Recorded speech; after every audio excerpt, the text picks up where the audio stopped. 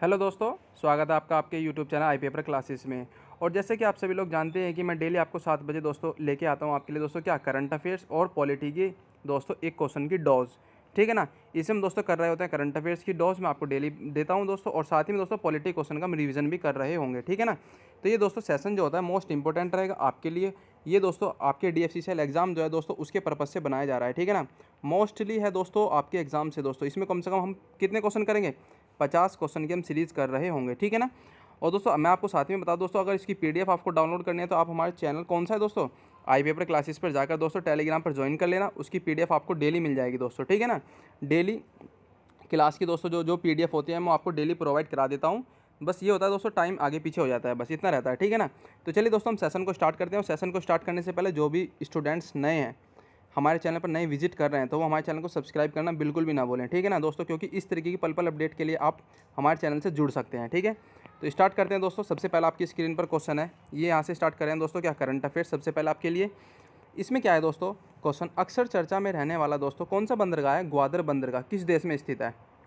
पता ही होगा आपको दोस्तों, चाइना और पाकिस्तान ने एक पॉलिसी लगा रखी है दोस्तों इंडिया के खिलाफ। ठीक है ना। वो क्या करना चाह रहे हैं दोस्तों, इंडिया को क्या मतलब परेशान करना चाह रहे हैं हर तरीके से दोस्तों। इंडिया और चाइना और पाकिस्तान आपस में मिलकर दोस्तों एक साथ में क्या कर रहे हैं, चाइना कर रहा है दोस्तों एक पॉलिसी घेरने की दोस्तों, चारों तरफ से घेरने की इंडिया को दोस्तों। तो क्या है ये ग्वादर बंदरगाह किस देश में स्थित है, पाकिस्तान में स्थित है। सबसे पहले तो आपको मैं बता दूं, ऐसी चाइना ने दोस्तों श्रीलंका के हब्बन-टोटा बंदरगाह को क्या दोस्तों लीज पे ले लिया, ऐसे दोस्तों अफगानिस्तान के बंदरगाह को लिया गया था, ऐसे ईरान के। ठीक है ना। चाइना जो है दोस्तों इंडिया को चारों ओर से क्या कर रहा है दोस्तों, घेरने की कोशिश कर रहा है। तो ये सारी पॉलिसी दोस्तों चाइना अपना रहा है। ठीक है।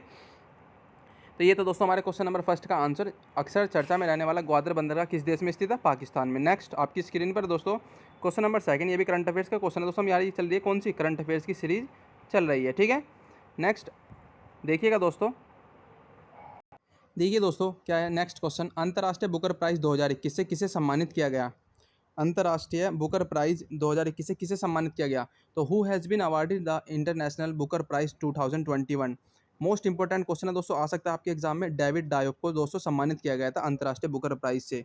अब आपको मुझे बताना है कि कौन सी पुस्तक के लिए दोस्तों, इनकी कौन सी पुस्तक के लिए इन्हें सम्मानित किया गया था दोस्तों। ठीक है ना। कौन सा लिटरेचर सब्जेक्ट था इसका जिसके लिए इन्हें सम्मानित किया गया था, आपको मुझे बताना है कमेंट बॉक्स में। ठीक है। नेक्स्ट क्या है दोस्तों, जरा ध्यान से देखना, विश्व रक्तदाता दिवस क्या है दोस्तों, विश्व रक्तदाता दिवस इस वर्ष की क्या थीम थी। What was the theme of the years of world blood donor day, world blood donor day. ठीक है। तो सबसे पहले मैं आपको बता दूं दोस्तों, 14 जून को हम मनाते हैं क्या, वर्ल्ड ब्लड डोनर डे। ठीक है। और दोस्तों इस वर्ष की थीम जो थी, इसकी जो इस ईयर की थीम थी वो क्या थी, give blood and keep the world beating, give blood and keep the world beating. दोस्तों इस वर्ष की हमारी क्या थी दोस्तों, ये थीम थी। ठीक है। नेक्स्ट आपकी स्क्रीन पर है जो मैं आपको बताने की कोशिश कर रहा हूँ। क्वेश्चन है दोस्तों, अच्छा क्वेश्चन है, मुख्यमंत्री शिशु सेवा योजना, ये एक सेवा योजना दोस्तों शुरू की गई थी राज्य सरकार द्वारा। और राज्य सरकार कौन सी थी जिसने इन्होंने मुख्यमंत्री शिशु सेवा योजना शुरू की थी। क्वेश्चन ये है, मुख्यमंत्री शिशु सेवा योजना is was launch by the which state. तो दोस्तों ये है आपके लिए मोस्ट इंपॉर्टेंट, राजस्थान, राजस्थान ने दोस्तों शुरू की थी ये वाली योजना। ठीक है ना। अब आपको मुझे बताना है दोस्तों राजस्थान के एट प्रेजेंट में CM कौन है। ठीक है ना। एट प्रेजेंट में CM कौन है राजस्थान के। नेक्स्ट आपकी स्क्रीन पर है दोस्तों, जरा ध्यान देना, ये हो गया हमारा मुख्यमंत्री शिशु योजना। अब देखिएगा दोस्तों क्या है, रायमोना राष्ट्रीय उद्यान कौन सा है दोस्तों, रायमोना राष्ट्रीय उद्यान किस राज्य में स्थित है। ठीक है। Raimona national park is located in which state, ये है आपके दोस्तों किस में, आसाम में। किस में है दोस्तों, आसाम में स्थित है रायमोना राष्ट्रीय उद्यान। ठीक है। नेक्स्ट, हाल ही में किस देश की सरकार ने दोस्तों, क्या हाल ही में किस देश की सरकार ने ट्विटर को बैन करके कू ऐप दोस्तों, किस पे, कू ऐप पर अपना एक क्या बनाया था, ऑफिशियल अकाउंट बनाया है। ठीक है। Which country's government recently ban Twitter and made its official account on Koo app. तो ये है दोस्तों, ये कारनामा करके दिखाया दोस्तों किसने, नाइजीरिया की गवर्नमेंट ने। ठीक है ना। किसने दोस्तों, नाइजीरियन गवर्नमेंट ने ये कारनामा करके दिखाया उन्होंने दोस्तों। कू ऐप कहाँ की है दोस्तों, सबसे पहले आपको मुझे बताना है कू ऐप किस ऑफिशियल देश की है, किस देश की दोस्तों कू ऐप बनाई थी, किसने बनाई थी दोस्तों, आपको ये बताना है। और कू ऐप पे दोस्तों सबसे पहला अकाउंट बनाया नाइजीरिया की गवर्नमेंट ने। ठीक है।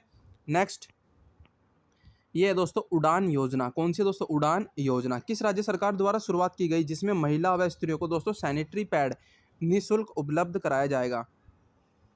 कौन सी स्कीम के तहत है दोस्तों, ये उड़ान स्कीम के तहत है। सबसे पहले तो आपको मैं ये बता दूं, और ये इसको दोस्तों किस राज्य सरकार द्वारा स्टार्ट किया गया है, तो was started by the which state government in which the sanitary pads will be provide to women and women free cost. Free of cost. तो ये है दोस्तों पंजाब, पंजाब की एक दोस्तों ये नई पहल है जिसमें दोस्तों महिलाओं व स्त्रियों को दोस्तों सैनिटरी पैड जो है ना फ्री में उड़ान योजना के तहत उपलब्ध कराया जाएगा। ठीक है।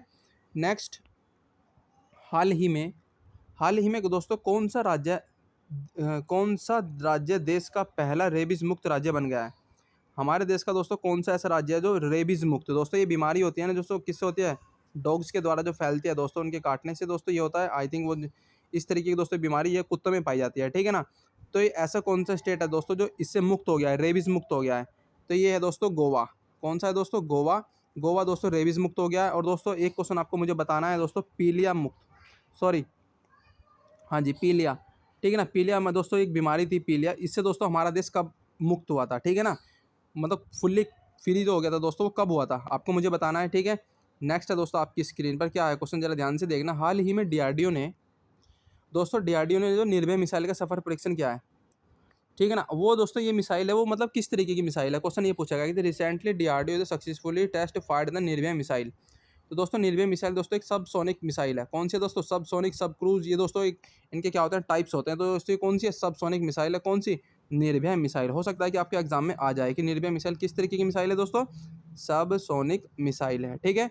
नेक्स्ट, किस राज्य में दोस्तों देश का 52वां टाइगर रिजर्व बनाया गया है?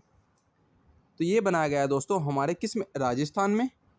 उसका नाम है दोस्तों Ramgarh Vishdhari wild life sanctuary. Ramgarh Vishdhari wild life sanctuary. ठीक है। तो ये दोस्तों 52वां है। सबसे पहले तो आपको बता दूं कहाँ पे बना है, राजस्थान में बना है। नाम है दोस्तों उसका Ramgarh Vishdhari wild life sanctuary. ठीक है ना। यहाँ तक समझ में आ गया दोस्तों। अब आपसे मेरा क्वेश्चन ये है, आप मुझे कमेंट में बताइएगा कि total wild life sanctuary Bharat में कितनी है? Total wild life sanctuary Bharat में कितनी है? ठीक है। अच्छा क्वेश्चन है दोस्तों। और ये टेस्ट अगर इस तरीके का दोस्तों आपको अच्छा लग रहा हो तो हमारे चैनल को आप सब्सक्राइब करके शेयर जरूर कर देना दोस्तों, डीएफसीसीएल वाले स्टूडेंटों के लिए। ठीक है ना।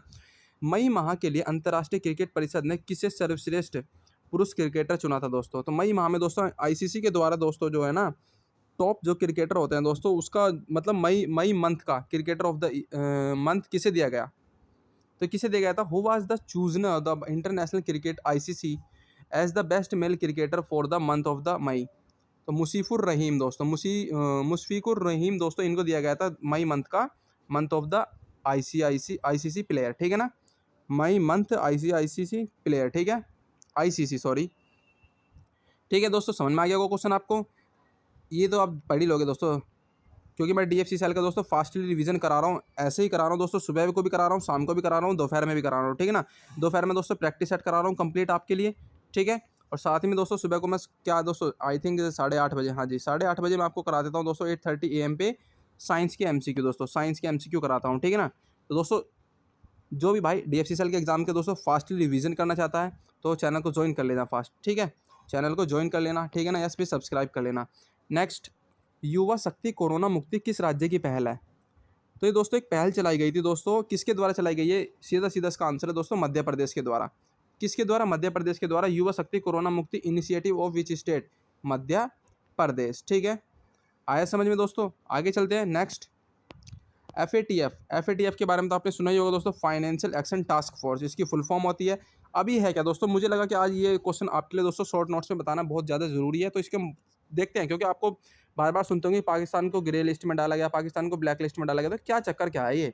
देखते हैं दोस्तों, देखिएगा। फाइनेंशियल एक्शन टास्क फोर्स, इसमें क्या है देखिए। फाइनेंशियल एक्शन टास्क फोर्स का गठन दोस्तों हुआ था 1989 में। कौन से? G7 के, जो दोस्तों हमारा एक G7 तो ग्रुप ऑफ 7 कंट्री का जो दोस्तों एक समिट होता है ना, उसमें किया गया था दोस्तों। और उसका आयोजन कब हो रहा था दोस्तों? पेरिस में 1989 में। उसमें दोस्तों इसका आयोजन किया गया। ठीक है। कि FATF जो है दोस्तों, FATF जो है दोस्तों मनी लॉन्ड्रिंग, टेरर फंडिंग जैसे मुद्दों पर दुनिया में विधायी और नियामक सुधार लाने के लिए आवश्यक राजनीतिक इच्छा शक्ति पैदा करने का काम करता है। कौन दोस्तों? FATF। ठीक है। कब स्थापना हुई दोस्तों? 1989 में हुई। और G7 वाली जो दोस्तों ग्रुप ऑफ 7 वाला समिट होता है उसमें हुई थी दोस्तों पेरिस में। इसका काम क्या होता है दोस्तों? मनी लॉन्ड्रिंग या फिर टेरर फंडिंग। दोस्तों क्या होता है कि आपने देखा कि आतंकी दोस्तों क्या करें, फंडिंग की जा रही है किसी देश से या किसी की, मतलब किसी भी ऑर्गेनाइजेशन से, उसके खिलाफ दोस्तों। तो ऐसे दोस्तों कितने कंट्री दोस्तों इस तरीके काम करते हैं, तो इसमें दोस्तों पाकिस्तान सबसे ज़्यादा एक्टिव रहता है। तो देखिएगा दोस्तों ग्रे लिस्ट में क्या होती है दोस्तों, सबसे पहले आपके लिए, फिर ब्लैक लिस्ट के बारे में समझेंगे। ग्रे लिस्ट में दोस्तों किसी भी देश का FATF की ग्रे लिस्ट में शामिल होने का अर्थ है दोस्तों कि वह देश आतंकवादी फंडिंग, मनी लॉन्ड्रिंग पर अंकुश लगाने में विफल रहा। ठीक है, इसमें दोस्तों आपका कौन सा है? पाकिस्तान, क्योंकि वो ऐसा करने में विफल रहा। Next, black list. किसी भी देश का एफएटीएफ की ब्लैक लिस्ट में शामिल होने का अर्थ है दोस्तों कि उस देश को अंतर्राष्ट्रीय वित्तीय संस्थाओं द्वारा या फिर वित्तीय सहायता मिलनी बंद हो जाना। ये होता है दोस्तों क्या? Black list. तो ठीक है ना, पहले ब्लैक लिस्ट में था आई थिंक, फिर वो बाद में निकल के दोस्तों किस लिस्ट में आ गया? ग्रे लिस्ट में आ गया है। ठीक है, तो ये था दोस्तों हमारा एफएटीएफ के बारे में। अब दोस्तों नेक्स्ट है आपकी स्क्रीन पर क्या है? प्रधानमंत्री care fund, sorry PM care fund की स्थापना कब की गई थी दोस्तों? याद है ना दोस्तों आपको कि पिछले साल दोस्तों कोरोना के टाइम से क्या हुआ था, सभी लोगों ने दान दिया था। तो दान के लिए दोस्तों पीएम जो हमारे जो प्राइम मिनिस्टर थे दोस्तों, उन्होंने एक क्या करा था दोस्तों, एक इस तरीके का क्या करा था दोस्तों, एक फंड की स्थापना की गई थी, एक ऑर्गेनाइजेशन चलाया था पब्लिकली। उसमें दोस्तों सभी पब्लिक ने और दोस्तों हर तबके के लोग ने उसमें क्या कहते हैं दोस्तों, डोनेशन दिया था। तो ये दोस्तों इस तरीके के फंड की स्थापना 27 मार्च 2020 को की गई थी। ये क्वेश्चन आपके दोस्तों एग्जाम के पर्पज से मोस्ट इंपॉर्टेंट है। सबसे पहले मैं आपको बता दूं दोस्तों, ये वाला क्वेश्चन है ना, मोस्ट इंपॉर्टेंट रहेगा। हो सकता है कि आपके एग्जाम में 101% आ जाए। ठीक है ना। नेक्स्ट, भीतरकनिका राष्ट्रीय उद्यान भारत के किस राज्य में स्थित है? भीतरकनिका राष्ट्रीय उद्यान भारत के किस राज्य में स्थित है दोस्तों? ये है आपके उड़ीसा में। भीतरकनिका दोस्तों national park is located in which state of India? Orissa. ठीक। नेक्स्ट, अब यहाँ से दोस्तों हम कर लेते हैं स्टार्ट पॉलिटी के क्वेश्चन। ठीक है ना, अब तक हम कर रहे थे दोस्तों किसके? करंट अफेयर्स के क्वेश्चन हमने कंप्लीट कर लिए दोस्तों। इस तरीके के दोस्तों मैं आपको डेली प्रोवाइड कराता हूँ क्लास। थोड़ा सा आज दोस्तों टेक्निकल प्रॉब्लम हो रही थी, क्योंकि मेरा जो दोस्तों माइक है ना वो भी ख़राब हो चुका है। ठीक है ना, कुल मिला के आपको बता दूँ, तो इसलिए दोस्तों वॉइस भी आपको अप एंड डाउन लग रही होगी और मैं बहुत ज़्यादा स्पीड में पढ़ा रहा हूँ, क्योंकि दोस्तों हो सकता है कि पता नहीं किस तरीके की आवाज़ आ रही होगी आपको। ठीक है ना, वो तो बाद में ही पता लगेगा, बट कोई नहीं दोस्तों, हम मैनेज करेंगे आपस में। तो करते हैं दोस्तों स्टार्ट। नेक्स्ट, भारतीय संविधान की कौन सी अनुसूची राज्यसभा में सीटों के बंटवारे का निर्धारण करती है? तो कौन सी अनुसूची है दोस्तों जो राज्यसभा में सीटों के बंटवारे का निर्धारण करती है? देखा जाए तो दोस्तों, which schedules of the constitution of India determines the distribution of seats in Rajya Sabha? तो हमारी दोस्तों होती है कौन सी अनुसूची? चौथी अनुसूची। ठीक है ना। टोटल कितनी है दोस्तों? 12। 12 में दोस्तों हमारी चौथी अनुसूची इस तरीके के दोस्तों राज्यसभा में सीटों का बंटवारे का दोस्तों आवंटन करती है। कौन? 4th नंबर की अनुसूची। आपको मुझे बताना है दोस्तों जो पहली चलो छोड़िए, 7वीं अनुसूची में क्या है? 7वीं दोस्तों जो हमारी शेड्यूल है उसमें क्या क्या दिया हुआ है? ठीक है ना। नेक्स्ट, मंत्रिपरिषद दोस्तों सामूहिक रूप से, इसमें क्वेश्चन है दोस्तों ध्यान से सुनना दोस्तों, क्या कि दोस्तों इसमें क्या कह रहा है कि वो सामूहिक रूप से, एक होता है दोस्तों व्यक्तिगत रूप से, ये दो तरीके के क्वेश्चन बन जाते हैं दोस्तों। तो सामूहिक रूप से दोस्तों किसके प्रति उत्तरदायी होती है? The to warm the council of a minister collectivity responsible. सामूहिक रूप से मंत्रिपरिषद किसके प्रति उत्तरदायी होते हैं दोस्तों? लोकसभा के। ठीक है, आपको बता दूं। और दोस्तों अगर वो यही क्वेश्चन सामूहिक की जगह व्यक्तिगत आ जाए ना दोस्तों, व्यक्तिगत, तो व्यक्तिगत के लिए दोस्तों होते हैं राष्ट्रपति के। ठीक है ना, राष्ट्रपति के प्रति दोस्तों उत्तरदायी होते हैं। ठीक है ना, ये दो तरीके के क्वेश्चन आ सकते हैं आपके एग्जाम में। किस देश के राष्ट्रपति का कार्यकाल दोस्तों कितने 1 साल का होता है? कौन सा देश है दोस्तों ऐसा जिसका 1 साल होता है? 1 साल वाला भी बताइए मुझे, 6 साल वाला भी बताइए मुझे, 4 साल वाला भी बताइए दोस्तों मुझे, और 5 साल तो है ही अपना। ठीक है ना, तो 5 साल में दोस्तों इंडिया, 1 साल में स्विट्जरलैंड, 6 साल में आप बताइए और 4 साल में भी आप बताइए। ठीक है ना, तो 1 साल का कार्यकाल स्विट्जरलैंड का होता है दोस्तों। अगर इस तरीके की पीडीएफ आपको डाउनलोड करनी है तो दोस्तों टेलीग्राम चैनल आई पेपर क्लासेस को ज्वाइन कर लीजिए फास्टली। ठीक है, फास्टली। ठीक है ना। नेक्स्ट, भारतीय संविधान का कौन सा अनुच्छेद निर्वाचन आयोग से संबंधित है दोस्तों? ऐसा कौन सा आर्टिकल है दोस्तों जो हमारा इलेक्शन कमीशन से रिलेटेड है? आर्टिकल 324। आर्टिकल 324 में दोस्तों ये हमारा क्या है कि भारत का क्या होगा दोस्तों? एक निर्वाचन आयोग होगा, इसमें है दोस्तों आर्टिकल 324 में। नेक्स्ट है दोस्तों, क्या कह रहे हैं इसमें, जरा ध्यान से सुनना। लोकसभा की सॉरी क्षेत्रफल की दृष्टि से निम्नलिखित में से कौन सा संसदीय चुनाव क्षेत्र सबसे बड़ा है? संसदीय चुनाव क्षेत्र दोस्तों सबसे बड़ा है वो कौन सा है? In which state of the following parliamentary constitution is the largest in terms of area? ठीक, कौन सा है दोस्तों? लद्दाख। अब लद्दाख के आपको मुझे बताना है दोस्तों क्या? एमपी का नाम। ठीक है ना, जो लद्दाख के दोस्तों एमपी थे, मेंबर ऑफ पार्लियामेंट, आपका मुझे उसका नाम बताना है, क्योंकि दोस्तों उन्होंने ना एकदम बहुत ज़बरदस्त भाषण दिया था जब दोस्तों इलेक्टेड हुए थे वो। ठीक है ना, आपको मुझे बताना है कि लद्दाख से कौन है दोस्तों सांसद। ठीक है। नेक्स्ट क्या है दोस्तों? उच्चतम न्यायालय, भारत में उच्चतम न्यायालय में दोस्तों न्यायाधीशों की नियुक्ति कौन करता है? ठीक है ना, तो हु अपॉइंट द जज in the supreme court of India? तो कौन करते हैं दोस्तों इस तरीके की दो नियुक्ति? राष्ट्रपति करते हैं। ठीक है ना, कौन करते हैं? राष्ट्रपति करते हैं दोस्तों उच्चतम न्यायालय में दोस्तों न्यायाधीशों की नियुक्ति। तो दोस्तों अगर देखा जाए तो अब जो मैं बात कर रहा हूँ दोस्तों, उच्चतम न्यायालय दोस्तों क्या है? उच्चतम न्यायालय, सुप्रीम कोर्ट। सुप्रीम कोर्ट की स्थापना कब हुई थी? आपको मुझे एक तो ये बताना है क्वेश्चन। और भारत में कितने, क्या दोस्तों, कितने कोर्ट हैं? कितने कोर्ट हैं दोस्तों भारत में, ये भी आपको मुझे बताना है, ठीक है ना। नेक्स्ट, उच्चतम न्यायालय में, नेक्स्ट है दोस्तों, उच्चतम न्यायालय में एक मुख्य न्यायाधीश के अलावा कितने, अधिकतम कितने न्यायाधीश हो सकते हैं।